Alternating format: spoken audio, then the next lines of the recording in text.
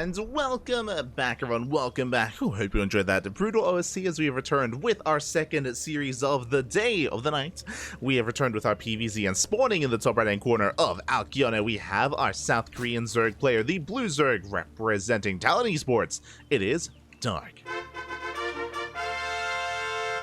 And spawning in the bottom left-hand corner, we have the teal Protoss player from South Korea. It is LunaSea.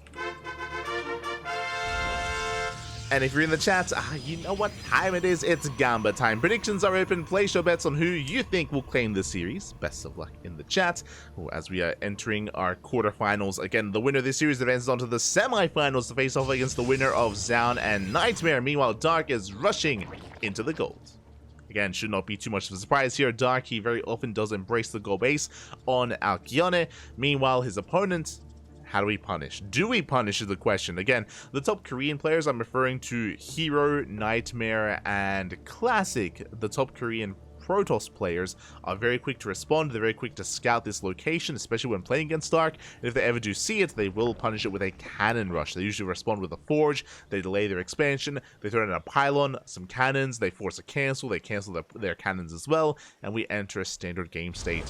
But last, LunaSea, I believe, has not probe scouted. So I'm a little bit concerned. LunaSea, he has not probe scattered whatsoever. He is in the darkest of what's going on, which means he will not be able to punish. He's now going for a later probe scout instead, and that means that Dark should get away with this. He should get away with it. He should be able to embrace the economy here at the natural and settle in. As LunaSea is in the dark. Behind is going for his take a choice. Interesting position for the second pylon. Based on the pylon location, it looks like this is going to be a Twilight Council or a Robo. It does not look like a Stargate opener. The pylon is very suspect, so LunaSea is going to be aggressive himself. And Glavedeps could actually punish this. We'll see how LunaSea does approach this, though. There it is. Twilight Council's been thrown down. This should either be Glaves or DTs. So for the time being, he has not pulled out of gas. We'll see if he does. You know, again, the pressure's on LunaSea here to try to make something happen. And again, LunaSea did not scout whatsoever. He could just assume that Dark is taking the gold. Again, like, this is a very common thing. So he might just make that assumption. And I would not be opposed to Glavedeps in this position. As he has not pulled out a gas. He also has no Robo. This could be 3-gate Glaves into a third. This could be a macro build, which means it's going to be less committed. It is going to be less committed here from LunaSea. Show us what you got. It's going to be the Dark Shrine. Interesting. So it's going to be a DT-based opener. But again, there's no Robo. There's no Robo, which means there should be... Actually, oh, of course. I'm reminded. We actually have seen this build. We saw this against Eva, and we saw this against another Protoss player. I think it was either Geralt or Christian. No, sorry, another Zerg player. I think it was Nikic. Yeah, it was Nikic last week in STC. This is a LunaSea build. It is a macro DT opener. And we have seen this pop up against players like Nikic and like Eva, but will it work against Dark? Again, this is very unorthodox. Because there's no Robo, that means you can afford a third. So it is a more macro-oriented build. There it is. Pylon is, the probe is on the way to throw down that third Nexus. Back at home, Dark already throwing down the Roach Horn. The Roach Horn out of Dark. Lings, they do get eyes on the third base location.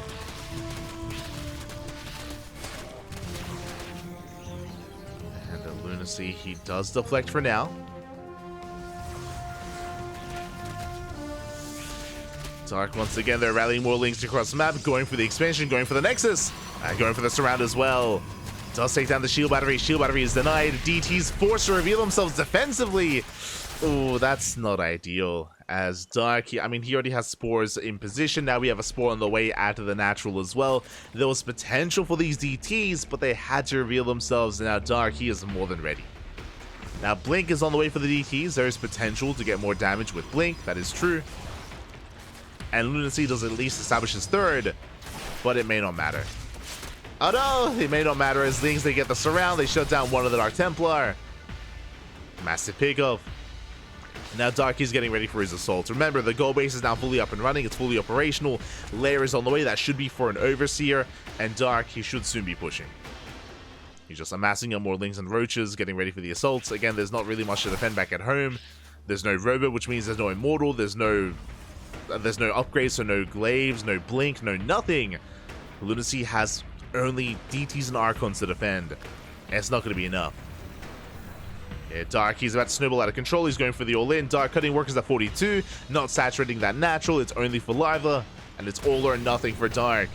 And again, there's just not much here. There's There's just not much here to defend. The lair is done. The Overseer has morphed in, which means there is plenty of detection. And Blink is just now starting. Files, they shut down the shield battery. Shield battery goes down. The third base under fire. The Archons are being targeted down as well. Oof, massive vials. And the third base is going to be broken. There's just not much here to defend. Again, the opener was a quirky one, but didn't quite work out here. GG, well played. Dark takes game number 1. GG. Again, this DT opener, we've seen it succeed mainly against macro builds, against a standard opener out of his opponent, out of the Zerg player. Prince's DT. Okay, I was curious whose build it was, but Prince's DT build. Okay. Thanks for letting us know, Rebellion. He beat Dark with this build on GSL. Yeah, that would have been a long time ago. And again, I do feel like it can really thrive against a more macro-oriented build. Unfortunately, Dark, he of course did open up with the goal base, which means he was very well set up to go for an all-in to punish the build in the end, which we saw came to fruition. So just an unfortunate setup there for LunaSea. Likewise, had to reveal his DTs earlier as well, so they did no economic damage. Dark was all over it. Now we're getting into game number 2. Let's go.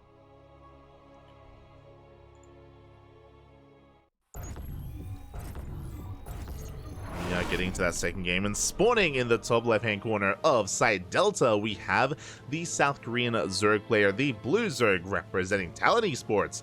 It is Dark. And spawning in the bottom right-hand corner, we have the Teal Protoss player from South Korea. It is LunaSea. Here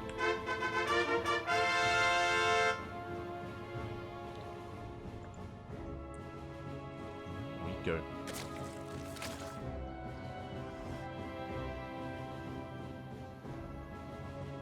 So we are going to be settling in. So we are going to be calming things down. Again, LunaSea going for a standard opener. Likewise, so is Dark. This time, there is no temptation to rush into the gold. There's no gold base here. There's no ninja to be taken. We're just going for a much more standard opener. No proxy either. And this will give LunaSea the opportunity to actually get into his own build. To actually get into his own playstyle here. We'll see what he goes for. We shall see. Oh, as LunaSea is going for a Forge, actually. Okay, going for a Cannon Rush. Let's go. It's going to be a bit of a shorter series here, one way or the other. As LunaSea is going to be dipping in between the bases, throwing down the pylons. His goal here is to force a cancel on the hatchery. Now, bear this in mind. This is not a committed Cannon Rush. This is a Forge expand. So this is designed to cancel the expansion and then macro out of this. It is not designed to kill. Meanwhile, Darky pulls the boys, does focus on the first pylon. His goal here is to break through the pylon, get onto low ground as well, and try to focus down the cannon.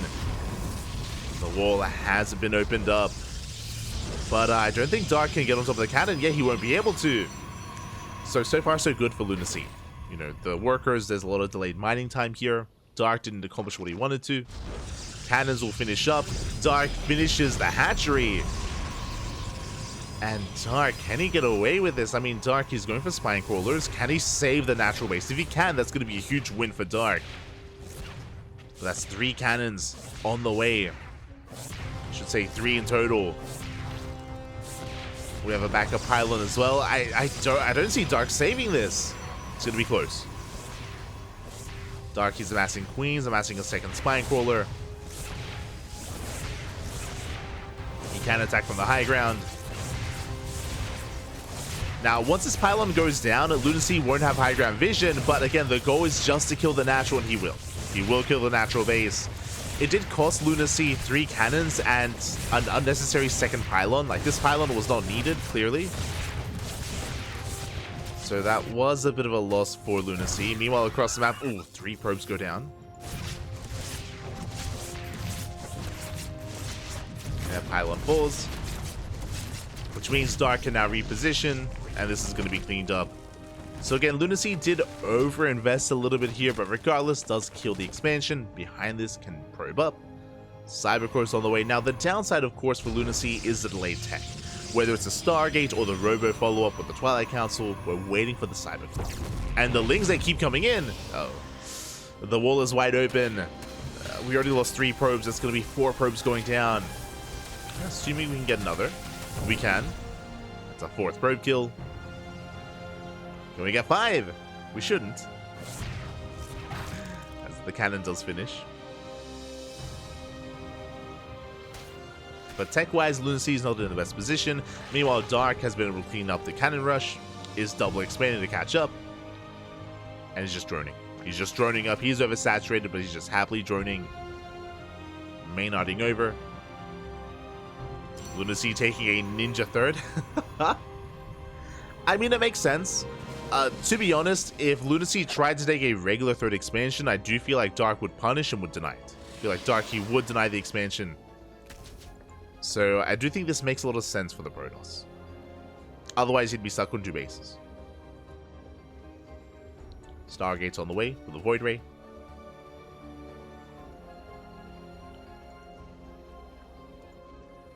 He's looking to go Void Ray. I mean, I assume Void Ray could just go Oracle instead. I mean, we have options. Dark taking a 4th. Triple expanding.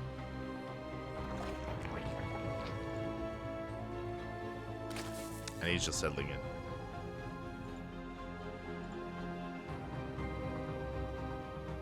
Speaking of the initial Stargate, there it is. Void Ray is the initial unit of choice to hunt down the Overlords. Dark has still not scattered the expansion, is still unaware as to what's going on. Going for the Evo Chamber is an interesting choice. I'm curious if it's for +1 melee or carapace, especially since Dark is making a lot of Lings. Oh, second cannon rush. Second cannon rush here to try and delay the expansion, but Dark, he's rotating over. He has plenty of Lings, Queens, and Spine Crawlers as well. He should be fine. Yeah, Spine Crawlers, they just tank some shots. Lings flood in. This was not worth it for LunaSea. I mean, you could argue that sure, he forced all these Lings. True. Did force out Lings. Meanwhile, 2 drones going down. 3 drones even. It's okay. It's okay. That was a big investment behind this. LunaSea going into a fleet beacon and rushing into Skytoss. It's going to be 2-base Skytoss out of LunaSea. I say 2-base because Dark, he has scouted. He has moved over with the Overlord. He has scouted the expansion. He is aware, and the Lings are here to deny it. Yeah, Baneliness on the way, plus on melee. Lair as well. Dark, he is massing Lings. And his goal should be to shut down this expansion. Should be.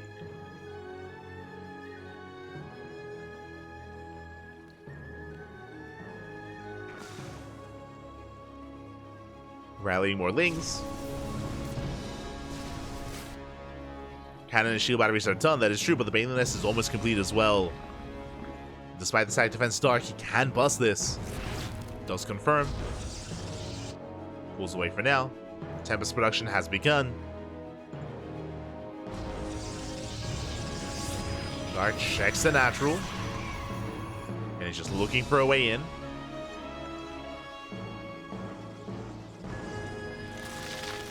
Ooh, unfortunate for Dark. He morphs in the Banelings right under the Void Ray. And more Lings are flooding forward. Banelings are being denied. At least some of them are. But it's only the one Void Ray. It's got too much work to do. The one Void doing what it can. Banelings are waddling in, and despite scouting this, there's nothing in position. There's just nothing to defend. Banelings, they get into the mineral line. They're going for the site defense. Shield battery goes down. Banelings going for the probes. And Lings, they should shut down the base itself. As Lings are peeled off. Banelings, they take down more of the cannons. Oh, a little bit awkward SimCity though. It's not the cleanest cleanup here out of Dark, regardless. He'll get everything he needs to. Meanwhile, Tempest across the map, but Queens are in position. Again, again, Mass Queen for Dark. He throws down a Spire. Spores are on the way. Spores designed just to buy time. So far, so good. That's a kill on the expansion. Spore Crawlers are ready. And again, Dark has to just be careful not to overextend. Oh, nice hull damage. Gets hull damage on the Tempest. Lings, they get eyes on the would-be third. Once again, denying it. Oh, and LunaSea having a hard time. Does he defend? Does he attack? Where does he go? Oh no, the Tempest! Yeah, big overextension, the creep. It's not amazing, but it's good enough. It's good enough to give Dark enough room. Enough control. Gets a Tempest.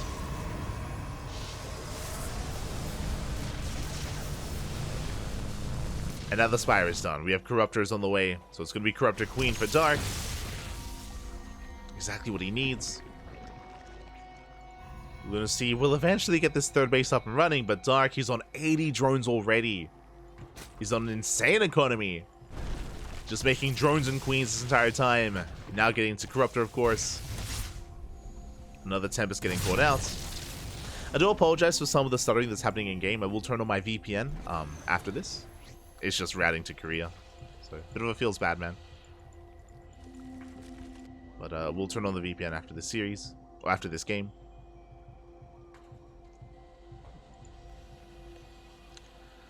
And I was curious. I thought that Dark AK was just going to chill out here, get a 5th base, and max out. But no, Dark is going for a Nidus Worm. He's going for a Nidus. I mean, it's a really good way to make use of all these queens, right? I mean, he's got so many queens here with plenty of energy for transfuse. Likewise, he can also throw down spores across the map. And he knows how vulnerable his opponent is. You know, did they just lose a Tempest? The Skytoss needs more time. And the Nidus Worm is about to complete. Likewise, Lings are fanning out, looking for more expansions. It's going to be 4 Tempests, 2 Void Rays. I mean, the Overcharge can come into play, definitely. But here comes the move out.